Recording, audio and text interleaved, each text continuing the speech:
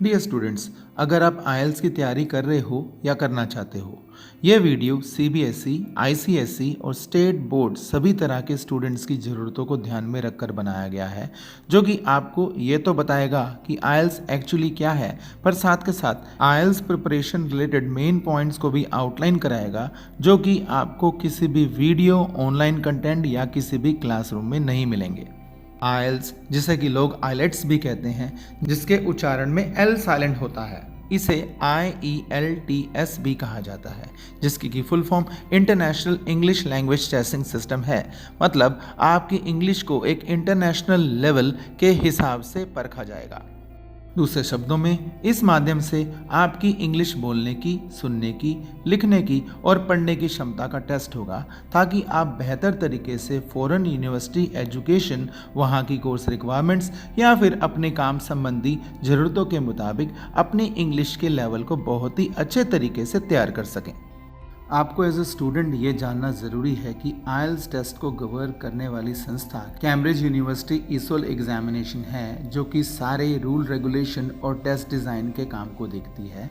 उसके बिहाफ पर दुनिया भर में ब्रिटिश काउंसिल और आईडीपी ऑस्ट्रेलिया टेस्ट कंडक्ट करते हैं, असेसमेंट और रिजल्ट डिक्लेयर करते हैं।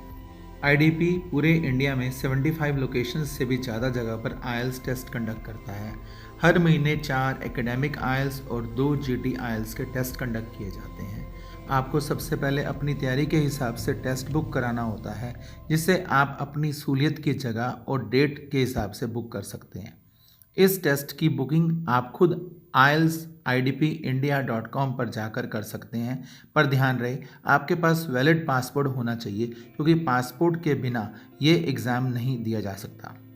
आप अगर तुरंत आईएलटीएस का रिजल्ट चाहते हैं तो आप आईएलटीएस ऑन कंप्यूटर भी बुक कर सकते हैं। आईएलटीएस का ये ऑनलाइन वर्जन है, यानी कि कंप्यूटर आईएलटीएस। हर हफ्ते ये 7 दिन होता है और यहाँ रिजल्ट 3 दिन बाद ऑनलाइन डिक्लेयर कर दिया जाता है। और नॉर्मल आईएलटीएस यानी कि पेन एंड पेपर टेस्ट में 13 दिनों के बाद रिजल्ट डिक्लेयर किया जाता है। रिजल्ट डिक्लेरेशन वाले दिन आईडीपी आपको मैसेज भेजकर रिजल्ट डिक्लेयर कर देती है और 48 घंटे में आपका टीआरएफ यानी कि टेस्ट रिपोर्ट फॉर्म, जिससे कि हम डिटेल मार्कशीट भी कह सकते हैं, आपके कैंडिडेट लॉगिन में अपलोड कर दिया जाता है। आप इसे डाउनलोड करके अपना स्टडी वीज़ा प्रोसेस शुरू कर सकते हैं। आप जब आईएलटीएस टेस्ट देने के लिए जाते हैं तो आपको टाइम से पहले पहुंचना चाहिए। सबसे पहले आपका लिसनिंग टेस्ट लिया जाएगा, जो कि एकेडमिक और जीटी स्टूडेंट्स के लिए सेम होगा। फिर रीडिंग मॉड्यूल बीच में 5 मिनट ब्रेक देने के बाद, और फिर 5 मिनट ब्रेक के बाद एंड में राइटिंग मॉड्यूल होगा। और जैसा कहा गया है, स्पीकिंग आपके मेन टेस्ट डेट से पहले या उसके बाद हो सकती है। ये आईडीपी की मर्जी है और ये आपको ईमेल दे के पहले ही इन्फॉर्मेशन दे दी जाएगी। अब टेस्ट के मॉड्यूल्स की बात करते हैं। इसमें टोटल 4 मॉड्यूल्स होते हैं: listening, speaking, reading and writing. यह टेस्ट 2 दिन चलता है। लिसनिंग, रीडिंग, राइटिंग्स आपके मेन एग्ज़ाम डे वाले दिन ही होते हैं और स्पीकिंग एग्ज़ाम आपके मेन एग्ज़ाम से पहले या बाद में हो सकता है। आईडीपी और ब्रिटिश काउंसिल अपने हिसाब से यह डेट डिसाइड करते हैं। अब हम लिसनिंग मॉड्यूल के बारे में डिटेल में बात करेंगे। इस टेस्ट की ड्यूरेशन 35 से 40 मिनट होती है, जिसमें आपको आखिर में 10 मिनट क्वेश्चन पेपर से आंसर शीट पर आंसर्स ट्रांसफ़र करने के लिए मिलते हैं। टेस्ट में टोटल 4 पार्ट्स होते हैं, जिसमें हर पार्ट में 10 क्वेश्चंस होते हैं। हम इस टेस्ट फॉर्मेट और टाइप ऑफ क्वेश्चंस के बारे में बाद में डिटेल में बात करेंगे। अब बात टेस्ट रिक्वायरमेंट की। आपको हर पार्ट में क्वेश्चंस सुनते ही आंसर्स करने हैं, क्योंकि क्वेश्चंस रिपीट नहीं किए जाएंगे। आपको हर एक्टिविटी करने से पहले लगभग 30 सेकंड्स का टाइम क्वेश्चन पढ़ने के लिए और समझने के लिए दिया जाएगा। आप जैसे ही इस टेस्ट में आगे बढ़ेंगे तो पार्ट बाय पार्ट टेस्ट में डिफ़िकल्टी लेवल बढ़ता जाएगा। इस टेस्ट में आप अलग अलग तरह के ऑडियोज़ फॉरेन एक्सेंट को सुनेंगे। पार्ट 1 में आपको सोशल सिचुएशंस पर मोनोलॉग या 2 लोगों में कन्वर्सेशन सुनाई जाएगी। पार्ट 2 में एजुकेशन संबंधी किसी ऑर्गेनाइजेशन या ऑफिशियल ट्रेनिंग रिलेटेड जानकारी, किन्हीं 2 लोगों के बीच में बातचीत या मोनोलॉग सुनाई जाएगी। पार्ट 3 में study related, project completion, project submission संबंधित टॉपिक्स पर 2 से 4 लोगों के बीच में कन्वर्सेशन सुनाई जाएगी। और पार्ट 4 में किसी रिसर्च या सोशल इंटरेस्ट रिलेटेड टॉपिक पर लेक्चर आपको सुनाया जाएगा। अब part wise type of questions की बात करेंगे। पार्ट 1 में मेनली फॉर्म फिलिंग एक्टिविटी होती है, जहां आपको आंसर सिर्फ एक वर्ड या नंबर में देना होता है, या आपको मल्टीपल चॉइस क्वेश्चंस को रिकॉर्डिंग सुनकर आंसर करना होता है, या यहाँ टेबल फिलिंग एक्टिविटी भी हो सकती है जिसमें 1 वर्ड और 1 नंबर का आंसर देना होता है। पार्ट 2 में भी आपको मल्टीपल चॉइस क्वेश्चंस, डायग्राम्स या मैप लेबलिंग या ऑप्शन मैचिंग एक्टिविटी हो सकती है। एक बार ध्यान दें कि हर पार्ट में आपको क्वेश्चंस को इंस्ट्रक्शंस के हिसाब से आंसर करना होता है, क्योंकि कभी कभी आंसर्स ABCD अल्फ़ाबेट्स में मांगे होते हैं और ध्यान ना देने से कैसे इंस्ट्रक्शंस के मुताबिक आंसर करना है पता नहीं चलता और क्वेश्चन गलत आंसर हो जाता है। पार्ट 3 यह पार्ट सबसे टफ होता है अगर इसमें मल्टीपल चॉइस क्वेश्चंस हों। आमतौर पर इन क्वेश्चंस में आपको 3 ऑप्शंस A, B, C दी जाती हैं, कभी कभी चौथी ऑप्शन यानी कि D भी हो सकती है। इसके अलावा यहाँ आपको ऑप्शन मैचिंग क्वेश्चंस या सेंटेंस कंप्लीशन क्वेश्चंस भी मिल सकते हैं। पार्ट 4 ये पार्ट मोनोलॉग या लेक्चर होने की वजह से स्टूडेंट्स को सबसे तेज लगता है। यहाँ आपको नोट कंप्लीशन एक्टिविटी करनी होती है, जिसका जवाब आपको 1 वर्ड और अ नंबर में देना होता है, नहीं तो आपको समरी या टाइमलाइन कंप्लीटिंग एक्टिविटी भी यहाँ मिल सकती है। और लिसनिंग मॉड्यूल के आखिर में अब जानेंगे कि आपका फाइनल बैंड स्कोर कैसे तैयार होता है। उसके लिए यह स्कोर कैलकुलेटर फॉलो किया जाता है। इसके मुताबिक एक स्टूडेंट को 6 बैंड स्कोर करने के लिए 23 कम से कम क्वेश्चंस ठीक करने होते हैं, नहीं तो 20 से 22 के बीच में आपको 5.5 स्कोर होता है। ध्यान दें कि 23 से 26 तक सही क्वेश्चंस होने पर आपका स्कोर 6 बैंड ही रहेगा। 6.5 बैंड के लिए आपको 27, 28, 29 स्कोर होना चाहिए। 30 से 32 स्कोर पर आप 7 बैंड स्कोर करेंगे। उसके बाद 33, 34 पर 7.5 बैंड्स, 35, 36 पर 8 और 37, 39 पर 8.5 बैंड्स एंड लिसनिंग्स में 39 और 40 के स्कोर पर 9 बैंड आपको मिल जाते हैं। यानी अगर आपका एक क्वेश्चन भी गलत है तो भी आपको 9 बैंड स्कोर हो सकता है। अब आते हैं रीडिंग मॉड्यूल पर। इस मॉड्यूल में भी 40 क्वेश्चन होते हैं जिन्हें स्टूडेंट को 1 घंटे में पूरा करना होता है, पर ध्यान रहे आपको लिसनिंग की तरह आंसर्स ट्रांसफ़र करने के लिए एक्स्ट्रा टाइम यहाँ नहीं दिया जाएगा। अच्छा रहेगा कि आप आंसर्स साथ के साथ आंसर शीट पर ट्रांसफ़र करते रहें। आइल्स रीडिंग एकेडमिक और GT स्टूडेंट्स के लिए अलग होती है। दोनों तरफ 3-3 सेक्शंस होते हैं।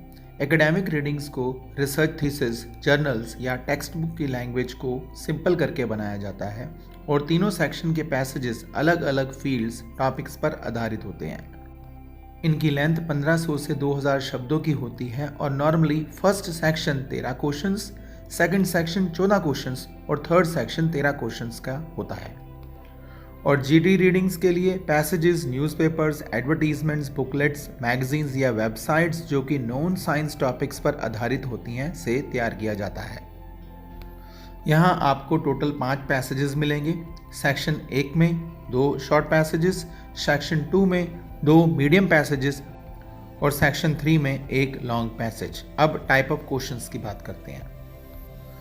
दोनों ही रीडिंग्स यानी कि एकेडमिक और जनरल रीडिंग्स में सेम तरह के क्वेश्चंस होते हैं। यहाँ आपको सबसे पहले मल्टीपल चॉइस क्वेश्चंस जहाँ A, B, C या कभी कभी ऑप्शन D में से चूज करना होता है।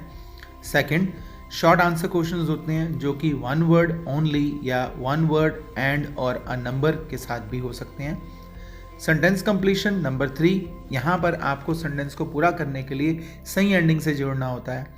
Number 4, notes completion. 5, summary. 6, flow chart. 7, table completion. इन सभी क्वेश्चंस को पूरा करने के लिए आपको 1 वर्ड और नंबर आंसर देना होता है। इसके अलावा हेडिंग मैचिंग्स, फिर यस नो नॉट गिवन या true false not given questions होते हैं, या नेम मैचिंग्स या डायग्राम लेबलिंग क्वेश्चंस भी होते हैं। नाउ आपकी आइल्स रीडिंग में क्विक सक्सेस के लिए 8 वैल्यूएबल एडवाइसेस। नंबर 1, आपको सबसे पहले पैसेज हेडिंग पढ़नी है, प्रीव्यू लेना है, समझना है कि पैसेज किस चीज़ के बारे में है और फिर आपको क्वेश्चंस पढ़ने हैं। एक्चुअली स्टूडेंट्स प्रीव्यू नहीं लेते और गड़बड़ हो जाता है सब कुछ। नंबर 2, क्वेश्चन समझना भी ज़रूरी है क्योंकि सारी गेम का 70% हिस्सा क्वेश्चन अंडरस्टैंडिंग है। आपको अगर ये समझ आ गया कि क्वेश्चन में आपसे क्या मांगा गया है, क्या वो कोई नाम है, कोई क्रिया है, कोई नंबर है या कोई एडजेक्टिव है, तो आपको क्वेश्चन का आंसर ढूंढना आसान हो जाएगा। और अगर मान लो फिर भी आंसर ना मिला तो गैस लगाना भी आसान रहेगा क्योंकि आइल्स रीडिंग में कॉमन सेंस का भी बहुत बड़ा रोल होता है।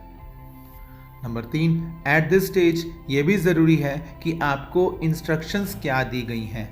फॉर एग्जाम्पल, आपको activity true false not given दी गई है पर आप answers yes no not given कर रहे हो, तो आपके सही जवाब होने के बावजूद भी आपको नंबर नहीं मिलेंगे। इसलिए इस पॉइंट को फॉलो करना ज़रूरी है कि इंस्ट्रक्शंस पर भी नज़र आपकी होनी चाहिए। नंबर 4 को ही स्किमिंग कहते हैं। यह स्किल आपको बहुत मदद करेगा अगर आपको क्वेश्चन समझ आ गया और आपको किसी खास शब्द, जिसे कि कीवर्ड हम कहते हैं, उस शब्द को या उसके सिनोनिम को पैसेज में ऊपर ऊपर से ढूंढना है, यानी कि बिना पढ़े ढूंढने को ही स्किमिंग कहते हैं। आप इजीली आंसर की लाइन तक पहुंच सकते हैं और क्वेश्चन को अच्छे से अंडरस्टैंड होने पर सही आंसर भी वहां से आप उठा सकते हैं। नंबर 5, टेक्स्ट मैपिंग, यानी कि पैसेज के हर पैराग्राफ की स्टार्टिंग लाइन पढ़ने से आइडिया हो जाता है कि यह पैसेज किस चीज़ के बारे में बात कर रहा है। इससे क्वेश्चन का आंसर ढूंढने पर पता लग जाएगा कि किस पैराग्राफ को डिटेल में पढ़ना है या किसको नहीं। इससे आपका टाइम भी बचेगा। Number 6, time management. ये सबसे इम्पॉर्टेंट पॉइंट है क्योंकि आप आइल्स रीडिंग में अगर टाइम मैनेज नहीं कर सकते तो अच्छा स्कोर भी आप नहीं कर सकते।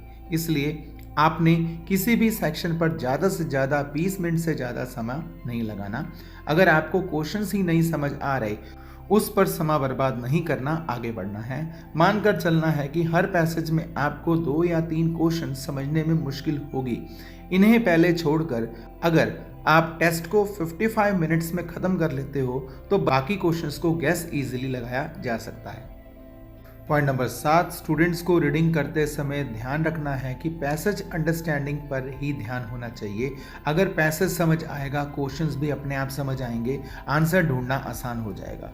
क्योंकि स्टूडेंट सोचते हैं कि आंसर्स ही सारी गेम है, पर पैसेज ही समझ नहीं आएगा तो आंसर भी कहाँ से मिलेंगे। And last but not the least, practice makes man perfect, यानी कि आप जितनी प्रैक्टिस करेंगे आपको रीडिंग टेस्ट फॉर्मेट का उतना पता लगेगा, आंसर्स को ढूंढने की टेक्निक्स की प्रैक्टिस होगी, आपकी वोकेबलरी भी बढ़ेगी और धीरे धीरे इस मॉड्यूल में कॉन्फिडेंस भी आने लग जाएगा।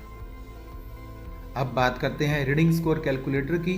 आइल्स एकेडमिक के लिए कैलकुलेटर लगभग आइल्स लिसनिंग से मेल खाता है।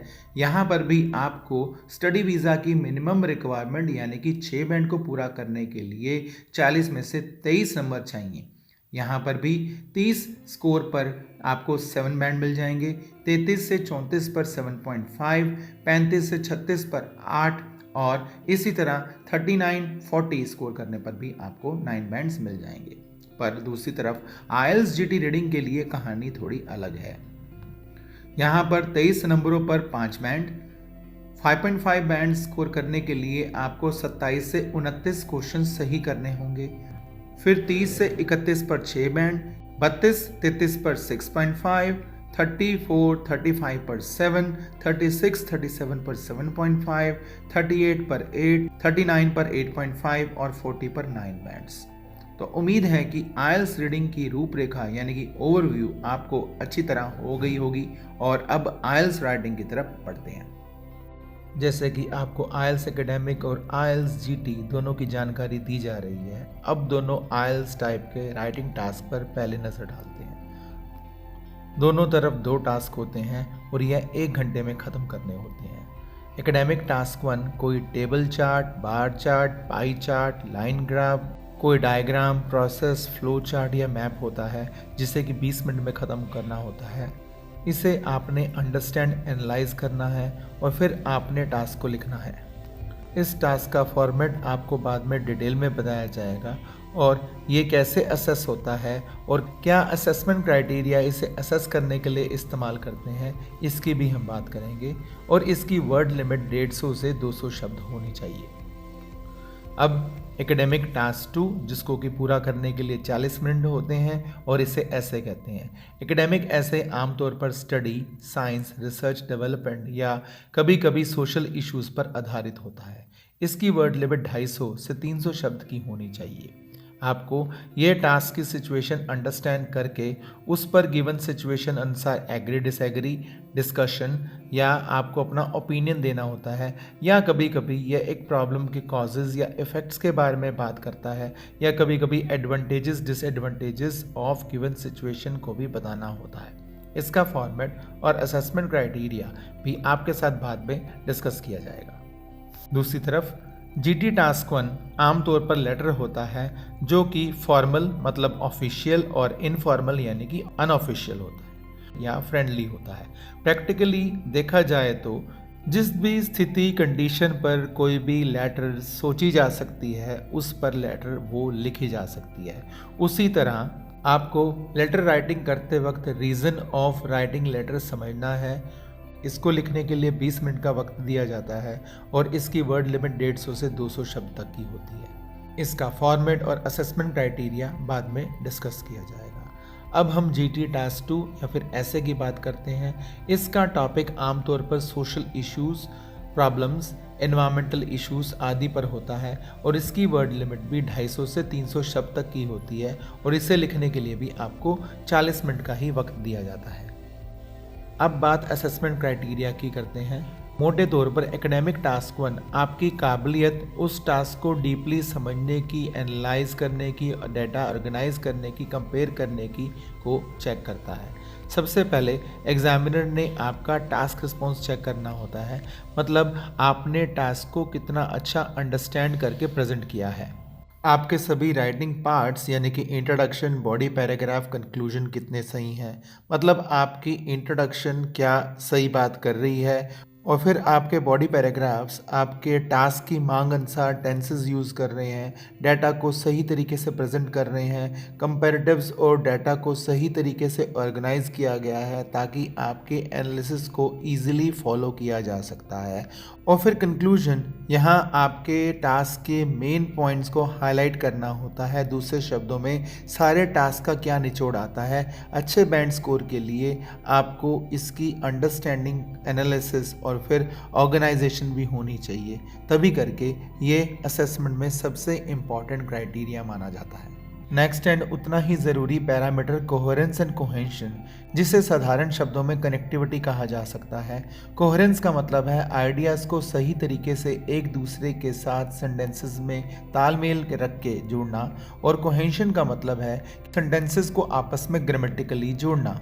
ये पैरामीटर भी आपके अच्छे बैंड स्कोर के लिए एक महत्वपूर्ण रिक्वायरमेंट माना जाता है। थर्ड होता है ग्रामेटिकल रेंज एंड एक्यूरेसी। यहाँ आपके sentence structures, verb forms, spellings, punctuations आदि पर गौर किया जाता है। साधारण शब्दों में आपकी राइटिंग्स ग्रामेटिकली सही हैं, कंडीशन अनुसार tenses, verb forms, sentence structures, spellings और फिर स्थिति मुताबिक पंक्चुएशन यानी कि commas, full stop, question marks, capital letters आदि आए हैं या नहीं। Fourth and last lexical range यानी कि वोकेबलरी। यहाँ आपकी वोकेबलरी रेंज चेक होगी। मोटे तौर पर क्या आप सेंटेंस स्ट्रक्चर, वोकेबलरी जो क्वेश्चन या टास्क में आपको दी गई है उसी पर ही निर्भर हो, या आप कंडीशन को समझकर अपने शब्दों में लिख सकते हैं। इसे रिफ्रेजिंग कहा जाता है और यहीं जितनी वेरिएशन होगी, जितनी एक्यूरेसी होगी, उतना ही ज़्यादा आप बैंड स्कोर करेंगे। यही बेसिक नॉलेज आपको ऐसे राइटिंग के वक्त दिमाग में रखनी है, क्योंकि एकेडमिक या जीटी ऐसे दोनों की असेसमेंट का तरीका सेम होता है और ऐसे असेसमेंट में भी आपका टास्क रिस्पॉन्स, कोहेरेंस, कोहेशन ज़्यादा मैटर करते हैं और असल में ऐसे टास्क 1 से ज़्यादा इम्पॉर्टेंट माना जाता है। ये आपको गिवन सिचुएशन में टास्क को समझकर अपनी तरफ से आइडियाज़, उनके reasons, effects, solutions, advantages, disadvantages, opinion आदि को लिखने को कहता है। और यहाँ टास्क की लेंथ भी ज़्यादा होती है, जिससे कि 250 से 300 शब्दों में करना होता है। तभी राइटिंग के 9 बैंड्स में से 6 बैंड्स ऐसे के ही होते हैं। और टास्क 1 असेसमेंट क्राइटेरिया की तरह ही यहाँ पर टास्क रिस्पॉन्स के अलावा coherence, cohesion, grammatical range and accuracy, lexical range भी चेक किए जाते हैं। अब जीटी टास्क 1 और टास्क 2 असेसमेंट की बात करते हैं। जीटी टास्क 1 थोड़ा गौर डिमांड करता है, क्योंकि यहाँ पर आपको ये समझना ज़रूरी है कि आपका टास्क फॉर्मल है या इनफॉर्मल है। आपको उसी अनुसार स्टार्ट करनी है, अपनी लैंग्वेज लिखनी है। आप ऑफिशियल बातें फ्रेंड को नहीं और फ्रेंडली बातें ऑफिशियली नहीं कह सकते। टास्क 1 की टोन खराब हो जाएगी। आपको इसका फॉर्मेट बाद में अंडरस्टैंड कराया जाएगा और पहले बताए गए असेसमेंट क्राइटेरियाज यानी कि task response, coherence, cohesion, grammatical range and accuracy और लेक्सिकल रेंज आदि भी यहाँ पर भी चेक होंगे। अब अगर राइटिंग्स में मार्किंग की बात हो तो examiner academic GT task 1, task 2 को मार्क करते वक्त चारों पैरामीटर्स का स्कोर तैयार करेगा। जैसे कि टास्क 1 में टास्क रिस्पॉन्स का स्कोर 3 में से एग्जामिनर देगा और टास्क 2 के लिए वो 6 में से देगा। इसी तरह बाकी 3 क्राइटेरियाज के लिए भी, पैरामीटर्स के लिए भी टास्क 1 का स्कोर 3 में से वो देगा और टास्क 2 का स्कोर वो 6 में से देगा। और इसी तरह फाइनल एवरेज को तैयार कर एक फाइनल स्कोर तैयार कर लिया जाएगा। इसे फिर दोबारा एक एग्जाम्पल की मदद से समझते हैं। मान लीजिए आपकी राइटिंग्स एवरेज हुई है और आपको एग्जामिनर ने टास्क 1 में टास्क रिस्पॉन्स में 2 बैंड दिए हैं, कोहेरेंस, कोहेंशन में 2.5 बैंड्स दिए हैं, लेक्सिकल रेंज में 2 बैंड्स दिए हैं और ग्रामेटिकल रेंज एक्यूरेसी के लिए आपको 1.5 बैंड्स दिए हैं। अब यहाँ पर टोटल आपका 8 बनता है। 8 को 4 से डिवाइड कर फाइनल टोटल आपका 2 बन जाएगा। उसी तरह ही टास्क 2 के लिए जैसे कि आपको बताया गया है, सभी चारों पैरामीटर्स का 6 में से स्कोर एग्जामिनर तैयार करते हुए आपको टास्क रिस्पॉन्स के लिए 4.5 बैंड स्कोर देता है, कोहेरेंस, कोहेंशन के लिए 4, लेक्सिकल रेंज के लिए 4 और ग्रामेटिकल रेंज एक्यूरेसी के लिए भी 4। तो यहाँ पर फाइनल आपका स्कोर 16.5 हो जाता है, जिसको कि 4 से भाग देने पर आपका फाइनल स्कोर 4.125 बनता है और फाइनल आपका 2 + 4 6 बैंड्स राइटिंग स्कोर बन जाता है। अब राइटिंग टास्क के फॉर्मेट की बात करते हैं। सबसे पहले एकेडमिक टास्क 1, जिसमें कि मोटे तौर पे 4 पैराग्राफ्स होते हैं और इन्हें लिखने के लिए आपको 20 मिनट का टाइम मिलता है। वर्ड लिमिट 150 से 200 शब्द के बीच में ही होनी चाहिए। यहाँ सबसे पहले आपको इंट्रोडक्शन, जहाँ पे आपको टास्क में क्या है, डाटा किस टेंस के मुताबिक है और दी गई इंफॉर्मेशन परसेंटेज के मुताबिक, मिलियंस आदि के मुताबिक है, ये सब कुछ मेंशन करके इंट्रोडक्शन लिखनी होती है। और फिर बॉडी पैराग्राफ्स 2 या ज़रूरत मुताबिक 3 भी हो सकते हैं। इन पैराग्राफ्स में हमें जानकारी को अंडरस्टैंड करके एक्सप्लेन करना होता है। हमें डाटा को सिलेक्शन और कंपैरिजन के हिसाब से लिखना होता है और एंड में कंक्लूजन, जिसे हम ओवरव्यू भी कह सकते हैं। और ये इंट्रोडक्शन के बाद या सभी पैराग्राफ्स के बाद भी हो सकती है। और अब टास्क 2 के फॉर्मेट की बात करेंगे, जो कि एकेडमिक ऐसे और जीटी ऐसे दोनों के लिए ही सेम है। यहाँ सबसे पहले इंट्रोडक्शन है। यहाँ आपको टास्क को अपनी लैंग्वेज में इंट्रोड्यूस करके थीसिस सेंटेंस लिखना होता है। थीसिस सेंटेंस से मतलब है कि आप टास्क को एग्री करेंगे, डिसएग्री करेंगे, आप एक प्रॉब्लम के इफेक्ट्स या कॉजेज के बारे में और फिर सोल्यूशन के बारे में बात करेंगे, या आप सिचुएशन के एडवांटेजेस या डिसएडवांटेजेस आदि के बारे में बात लिखेंगे। दूसरे शब्दों में ये कहना भी गलत नहीं होगा कि थीसिस सेंटेंस आपका ऐसे की डिमांड के मुताबिक रहता है। देन बॉडी पैराग्राफ्स, जो कि आम तौर पर 2 होते हैं, पर रेयरली ये 2 से 3 भी हो सकते हैं। एक बॉडी पैराग्राफ की लेंथ लगभग 90 से 100 शब्द की होती है। एंड देन कंक्लूजन, जहां पर कि आपको 40 से 50 शब्दों को ही लिखना होता है। अब बात करेंगे जीटी टास्क 1 की। इसके टोटल 6 पार्ट्स होते हैं और वर्ड लिमिट 150 से 200 शब्द के बीच में ही होती है। सबसे पहले सैल्यूटेशन, जहाँ पर कि स्थिति अनुसार आपको dear sir, dear friend, my dear friend या डियर मिस्टर डैश आदि लिखना होता है। देन पैराग्राफ 1, जिसमें कि आप किसे ये लेटर लिख रहे हैं और क्या लिखा जा रहा है आदि बातें डिस्कस करनी होती हैं। देन पैराग्राफ 2, इस पैराग्राफ में आपको डिटेल रीज़न ऑफ राइटिंग लिखनी होती है। पैराग्राफ 3 बात करता है कि उस सिचुएशन के अकॉर्डिंग आपको क्या एक्शन लेना चाहिए। पैराग्राफ 4 में आप लेटर एंड करते हैं, यहाँ पर एक या दो सेंटेंसेस लिखते हैं और लास्ट पार्ट में आपको एंडिंग सैल्यूटेशन लिखनी होती है जो कि अगेन स्थिति अनुसार होती है, जो कि yours truly, your best friend, regards आदि हो सकती है और एंड में आपको अपना नाम लिखना होता है। और अगर हम जीटी टास्क 2 यानी कि ऐसे की बात करें जैसे कि पहले कहा गया है, ये भी एकेडमिक टास्क 2 की तरह ही लिखा जाता है। नाउ जो लास्ट मॉड्यूल है वो आइल्स स्पीकिंग है। यहाँ एग्जामिनर आपके speaking skills, grammar, pronunciation, fluency, lexical range test करेगा। इसकी ड्यूरेशन 11 से 15 मिनट होती है और इसे एग्जामिनर रिकॉर्ड करेगा। इस रिकॉर्डिंग को बाद में रिवैल्यूएशन के लिए इस्तेमाल किया जा सकता है। स्पीकिंग इंटरव्यू के 3 पार्ट्स होते हैं। पहला इंट्रोडक्शन जो कि 4 से 5 मिनट चलता है। यहाँ पहले एग्जामिनर अपने आप को इंट्रोड्यूस करेगा, बाद में स्टूडेंट से उसकी इंट्रोडक्शन रिलेटेड स्मॉल क्वेश्चंस पूछेगा। स्टूडेंट को उसकी family, studies, working, habits, hobbies आदि टॉपिक्स पर क्वेश्चंस पूछे जाएंगे। एक कैंडिडेट को जवाब सिर्फ शब्दों में नहीं देना, उसे पूरे सेंटेंसेस में बोलना है, दिखाना है कि वो इंग्लिश बोल सकता है और कॉन्फिडेंट है। असल में इस पार्ट में एग्जामिनर स्टूडेंट के प्रोफाइल को जज करेगा क्योंकि उसे पार्ट 2 में स्टूडेंट के अकॉर्डिंग, स्टूडेंट के लेवल के अकॉर्डिंग उसे क्यू कार्ड देना है और साथ के साथ इस दौरान स्टूडेंट सेटल हो जाता है और इंटरव्यू में आगे के लिए तैयार हो जाता है। देन स्पीकिंग पार्ट 2 यानी कि क्यू कार्ड जो कि 4 मिनट चलता है। असल में क्यू कार्ड का मतलब है कि एक कार्ड जिस पर कि टॉपिक विद हिंट्स लिखा होता है, इसे प्रॉम्प्ट भी कहते हैं। इसे प्रिपेयर करने के लिए स्टूडेंट को 1 मिनट दिया जाता है और स्टूडेंट को पेंसिल और पेपर भी दिया जाता है। कैंडिडेट की मर्जी है कि वो शॉर्ट नोट्स तैयार करे या ना करे और इन्हें तैयार करने के बाद उसे 2 मिनट इस टॉपिक पर बोलना होता है। कैंडिडेट को बोलते वक्त ज़्यादा टाइम एग्जामिनर के साथ आई कांटेक्ट बनाना चाहिए, पर इसका मतलब यह नहीं कि वो रिटन आइडियाज़ की मदद नहीं ले सकता, वो अपने लिखे आइडियाज़ की तरफ भी देख सकता है। यहाँ अगर एग्जामिनर चाहे तो वो स्टूडेंट को 2 मिनट से कम या ज़्यादा भी बुलवा सकता है। एंड देन थर्ड पार्ट जिसे डिस्कशन कहा जाता है, यहाँ एग्जामिनर कैंडिडेट से long answer questions related to cue card पूछेगा। यहाँ स्टूडेंट को आंसर्स की लेंथ 5 से 8 लाइंस की बनानी होती है और यहाँ पर स्टूडेंट्स की रीजनिंग, एक्सप्लेनेशन, अंडरस्टैंडिंग, ग्रामर और ग्रामेटिकल रेंज चेक होती है।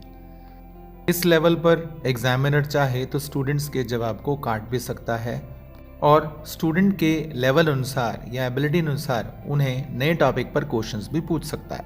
अब बात करेंगे स्पीकिंग के असेसमेंट क्राइटेरिया के बारे में।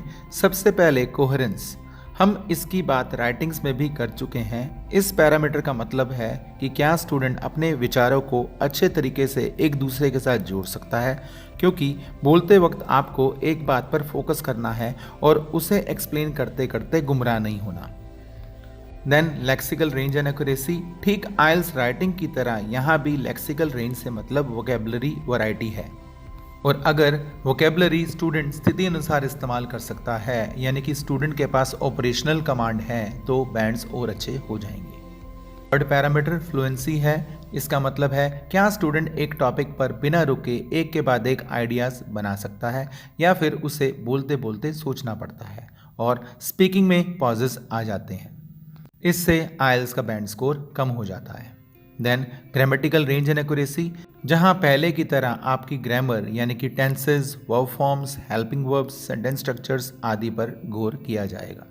लास्टली इज प्रोनाउंसिएशन, यहां आपके उच्चारण को टेस्ट किया जाएगा कि आपकी बोलने की लैंग्वेज इंग्लिश ही रहे, ना कि पिंग्लिश यानी कि पंजाबी टच वाली इंग्लिश और ना ही इंग्लिश यानी कि हिंदी टच वाली इंग्लिश।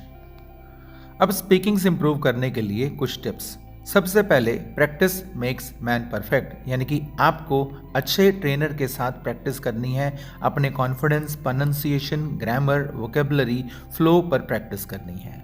नेक्स्ट इज आप डेली रूटीन में इंग्लिश बोलना शुरू करें। कोई आपके साथ कन्वर्स करे या ना करे, आपको अपना लेवल बढ़ाना है और ये पहले आपको अटपटा लग सकता है, दूसरों को मजाक भी लग सकता है, पर अगर आप अपने कॉन्फिडेंस पर बने रहे तो यही लोग आगे आपकी तारीफ करते नहीं थकेंगे।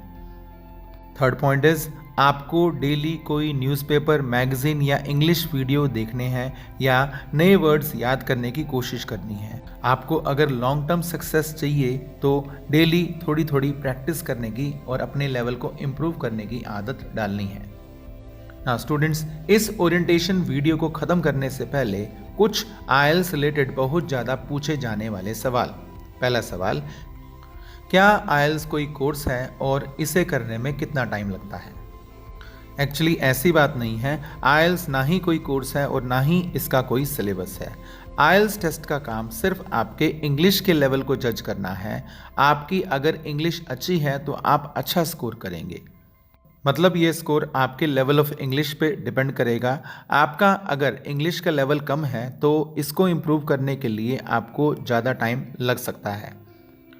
सो सिंपल है कि आपने अपने इंग्लिश बोलने की, लिखने की, सुनने के और पढ़ने के स्किल को सुधारना है और इसी पर ही डिपेंडेंट आपका आईएलटीएस स्कोर भी है। देन सेकंड क्वेश्चन, क्या आईएलटीएस में स्टूडेंट्स फेल हो जाते हैं? असल में बैंड्स का ना आना कोई फेल होने वाली बात नहीं है। यह टेस्ट आपके लेवल ऑफ इंग्लिश को टेस्ट करता है। तो हो सकता है कि कोई बहुत पढ़ा लिखा है पर इंग्लिश को डेली रूटीन में यूज़ नहीं करता, तो वो भी शायद 6 बैंड का स्कोर ना कर सके। सही प्रैक्टिस को करके कोई भी 6 बैंड का स्कोर हासिल कर सकता है या उससे भी ज़्यादा स्कोर किया जा सकता है। सो अंत में सही बैंड्स का नहीं आने का मतलब आपका इंग्लिश का लेवल कम समझा जाएगा। अगला सवाल, आईएलटीएस का टेस्ट कब और कहाँ होता है? हर महीने एकेडमिक आईएलटीएस टेस्ट 4 बार और जीटी आईएलटीएस टेस्ट 2 बार होते हैं। पूरे इंडिया में 75 से भी ज़्यादा जगह पर ये टेस्ट लिया जाता है। इसलिए एक कैंडिडेट को एक डेट के दबाव में रहकर तैयारी नहीं करनी चाहिए। उसे अपनी तैयारी के हिसाब से ही टेस्ट की डेट लेनी चाहिए। अगला सवाल, क्या आईएलटीएस टेस्ट के लिए पासपोर्ट होना ज़रूरी है? यस, यह एक इंटरनेशनल लेवल का टेस्ट है और आपको टेस्ट बुक करते वक्त अपना पासपोर्ट नंबर और उसकी कॉपी ऑनलाइन अपलोड करनी होती है और आपका पासपोर्ट एक्सपायर भी नहीं होना चाहिए। यहाँ तक कि आपको इसे टेस्ट वाले दिन भी अपने साथ लेकर जाना है एज एन आइडेंटिटी प्रूफ, तभी आपको टेस्ट देने की इजाज़त भी मिलेगी। अगला सवाल, अक्सर लोग कहते हैं कि क्या इंडिया में या दुनिया में किसी जगह पर आईएलटीएस टेस्ट आसान होता है? बिल्कुल भी नहीं। आईएलटीएस एक इंटरनेशनल टेस्ट है और सिर्फ इंडिया में ही नहीं, पूरी दुनिया में टेस्टिंग का सिस्टम सेम है। आप चाहे इंडिया में, पंजाब में, राजस्थान में या कहीं भी इंडिया से बाहर अगर टेस्ट देंगे, आपको कैम्ब्रिज यूनिवर्सिटी द्वारा सेट सिस्टम मुताबिक टेस्ट किया जाएगा। यानी कि कहीं भी आसान टफ वाली बात नहीं है। अगला सवाल, क्या IDP IELTS British council IELTS test के मुकाबले टफ है? बिल्कुल भी नहीं। जैसा कि पहले कहा गया है कि कैम्ब्रिज यूनिवर्सिटी ने पैरामीटर्स को सेट किया है और उन्हीं के हिसाब से आईडीपी और ब्रिटिश काउंसिल ने टेस्ट कंडक्ट करना है, रिजल्ट को डिक्लेयर करना है और दोनों का रिजल्ट को डिक्लेयर करने का मेथड एक सा ही है। अगला सवाल, क्या आईएलटीएस किसी और इंग्लिश लैंग्वेज टेस्ट के मुकाबले टफ है? बिल्कुल भी नहीं, ऐसा नहीं होता। आईएलटीएस का काम सिर्फ इंग्लिश लेवल को टेस्ट करना है। असल में स्टूडेंट्स की मानसिकता है कि अगर उन्हें एक चीज़ 2 या 3 बार करने से कामयाबी हासिल नहीं मिली तो स्टूडेंट्स को ये चीज़ टफ लगती है। असल में स्टूडेंट्स को अपना लेवल बढ़ाना चाहिए और अच्छा लेवल होने से आप किसी भी टेस्ट में अच्छा स्कोर कहीं भी कर सकते हैं। क्वेश्चन नंबर 8, आईएलटीएस का रिजल्ट कितने दिनों बाद आता है? IELTS pen and paper test का रिजल्ट 13 दिनों बाद और कंप्यूटर आईएलटीएस का रिजल्ट 3 दिनों बाद आता है। ये रिजल्ट ऑनलाइन आता है। नेक्स्ट क्वेश्चन, क्या स्टूडेंट्स आईएलटीएस टेस्ट दोबारा दे सकता है और कब? हाँ, स्टूडेंट आईएलटीएस टेस्ट जब मर्जी चाहे दोबारा दे सकता है। आखिरी सवाल, क्या आइल्स एग्ज़ाम में पेन से लिखा जा सकता है या नहीं? हाँ, आप राइटिंग, रीडिंग, लिसनिंग में पेन का इस्तेमाल कर सकते हैं, पर आइल्स एक्सपर्ट्स सलाह देते हैं कि सभी मॉड्यूल्स में पेंसिल इस्तेमाल करें, क्योंकि अगर आपको कोई आंसर बदलना है तो आंसर शीट पर कटिंग हो जाएगी, तो ज़्यादा अच्छा है कि आप पेंसिल से ही टेस्ट करें। तो यहाँ ये बेसिक इन्फॉर्मेशनल वीडियो ख़त्म होता है। अगर आपको ये जानकारी अच्छी लगी तो कमेंट बॉक्स में इन्फॉर्मेटिव टाइप करें, इस वीडियो को लाइक करें और अपने दोस्तों के साथ शेयर करें, और अगर आप चैनल पर नए हैं तो चैनल सब्सक्राइब करें। Thanks for watching.